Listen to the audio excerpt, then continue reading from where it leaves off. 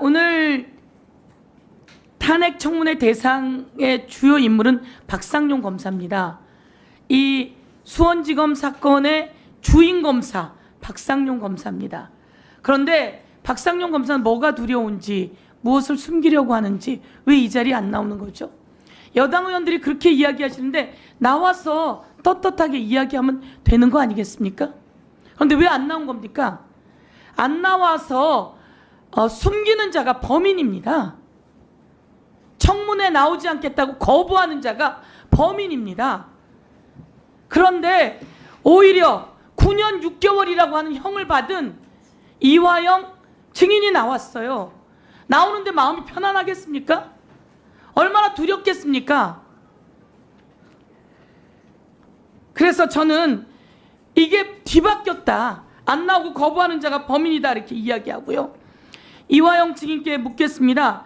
도대체 몇 번이나 불려나간 것 같습니까? 검찰에.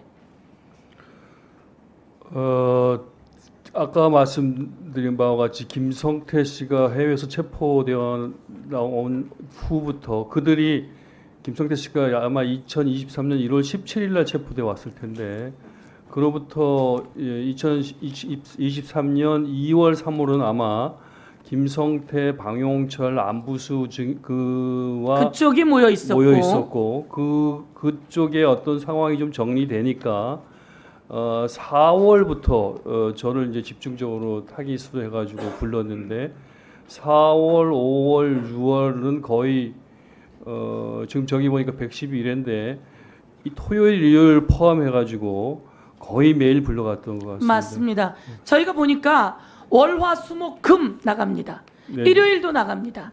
그리고 지금 말씀처럼 110일에 이거는 9월부터가 아니에요. 그 1월부터 110일에나 불려나갑니다. 110일에를 하루에 10시간씩 조사받았다고 치니까 1110시간이에요. 아니 대한민국의 어떤 사람을 검사가 이렇게 오랫동안 수사할 권리가 있는 거죠? 해도 너무한 거 아닙니까? 그리고 이렇게 불러다 대고 협박하고 회유하고 김성태, 방용철, 안부수 등이 입을 다 맞추고 나니까 다시 불러서 입을 맞추게 하고. 그러면 다시 한번 묻겠습니다. 넷을 한꺼번에 불러낸 적이 있습니까? 저기 지금 적시되어 있는 저와 김성태, 방용철, 안부수 넷을 불러서 여러 번 대지를 했고요. 또 대지를 하지 않고 조서를 쓰지 않을 경우에도 같이 있었던 적도 불렀던 적도 있었고요. 조서를 쓰지 않는 적에는 조서를 작성하지 않는 경우에는 무슨 일을 합니까? 불러서? 주로 아까 말씀드렸던 것 같이 그 창고라고 하는 공간에 모여서 진술 세미나를 하듯이 여러 가지 얘기를 하고 또 개별적으로 저와 김성태를 단둘이 만나기 위해서 얘기를 하게 하고 저와 방용철을 단둘이 만나서 얘기를 하게 하고 저와 안부수를 만나서 얘기를 하게 하고 그리고 그 과정에서 김성태 측 변호인을 또 단독으로 만나게 하고 그런 과정들이 있었습니다. 제가 정리하겠습니다. 그렇게 하면 됩니까? 안 됩니까? 저는 잘 검사가 공범들을 불러서 같은 자리에서 진술 세미나를 하게 하고 만나게 하고 이렇게 하면 안 됩니다. 이것은 바로 직권남용입니다. 검찰청법 제4조 3항 위반입니다. 그리고 이렇게 1000시간 아니면 9시간씩이라고 해도 999시간이에요. 이런 시간 동안을 불러서 회유하고 조사하고 수사하고 위협하고 협박 가까이 가고 이런 것은 인권 침해입니다. 이것은 헌법 위반이에요. 그래서 우리는 박상용 검사를 헌법 위반, 검찰청법 위반, 그리고 형집행법 위반이라고 지적을 하고 있는 겁니다. 제가 오늘 오전에 이야기했지만 같은 시간에 나간 거 한번 들어봐 주세요. 동시 김성태 1시 11분, 방용철 1시 11분, 이화영 1시 11분, 복귀 시간 11시 1분 다 똑같아요. 1313호. 저기는 어디입니까? 박상용 의원 검사실입니다. 박상용 검사실입니다. 박상용 검사나 법무부는 함께 불러서 연합파티, 술파티를 한 적이 없다고 했어요. 그런데 함께 부른 흔적이 나왔어요. 가리려고 해도 가려지지 않는 겁니다. 저렇게 떡하니 똑같은 시간에 부르고 똑같은 시간에 들여보낸 것이 한두 번이 아닙니다. 많은 거 다시 한번 들어보세요. 모두게 저렇게 엄청나게 많습니다. 그리고 제가 오늘 이렇게 한번 질문할게요. 혹시 형량을 줄여줄 수 있는데 이재명에 대해서 풀어라 이런 얘기 들은 적 있습니까? 여러 차례 들었습니다. 여러 차례 들었습니까? 그렇습니다. 뭐라고 이야기를 합니까?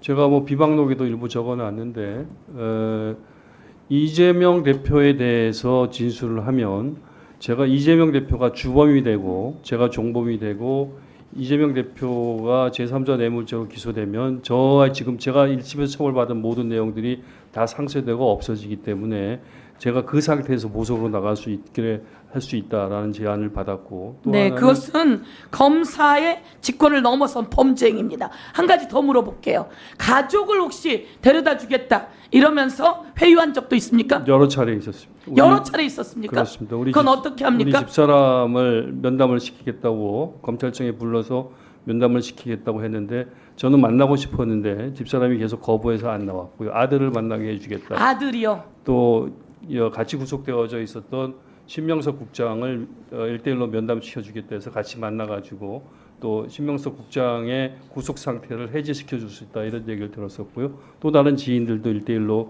밖에서 들어와서 면담을 하고 그렇게 했었고요. 그 과정 속에서 변호사분들을 많이 만났습니다. 변호사분들이 김성태 측 변호인으로 선임되었었던 분들이 여러분들이 오셔서 다양하게 저를 개별적으로 만나서 1대1로 만나고 설득을 하면서 검찰 편을 들고 김성태 말을 듣는 것이 현재 상태에서 가장 나한테 피고인 이화영한테 유리한 상황이다. 이런 것들을 계속 원하지 않는 변호사를 데리고 와서 회유한 정황들이군요. 그렇습니다. 그러면 변호사의 조력을 받아야 되는데 그 변호사가 쫓겨난 적이 있다고 들었습니다. 검찰에서는 문자를 보내서 변호사를 오라고 했는데 그 변호사에게 주거 침입 등등 변호사 못하게 하겠다는 등등 협박하면서 박상용 검사가 쫓아냈다고 하는 내용도 있습니다. 그런 내용이 있습니까? 그런 내용이 있습니다. 설명해 보시겠습니까? 서모 변호사가 저를 위해서 검찰청에 왔는데 그 시간이 쫓겨가지고 선임계 같은 절차가 좀 미비했는데 그것을 근거로 해서 박상용 검사가 변호인 참관을 못하게 했었습니다. 그래서 현장에서 쓰겠다고 그랬는데 하여튼 고성이 오가면서 못하게 했었고 또 한 번은 그런 일도 있었습니다. 그 현직 교도관이 그런 박 검사실에서 일어나고 있는 일련의 행태에 대해서 문제점을 느껴가지고 교도관이 문제 제기를 했었습니다. 예를 들면은 방용철 피고인이 구치소에서 가지고 온 문건을 밖에서 들어온 쌍방울 직원에게 전달을 하려고 했었습니다. 그걸 이제 검사가 용인해 주니까 교도관이 이건 너무한 거 아니냐 그렇게 해서 계속 항의를 하다가 박 검사하고 아주 큰 소리로 대판을 다투기도 하고 그런 경우도 있었습니다. 네, 수고하셨습니다. 다음은 박은정 의원님 신문해 주세요. 네, 그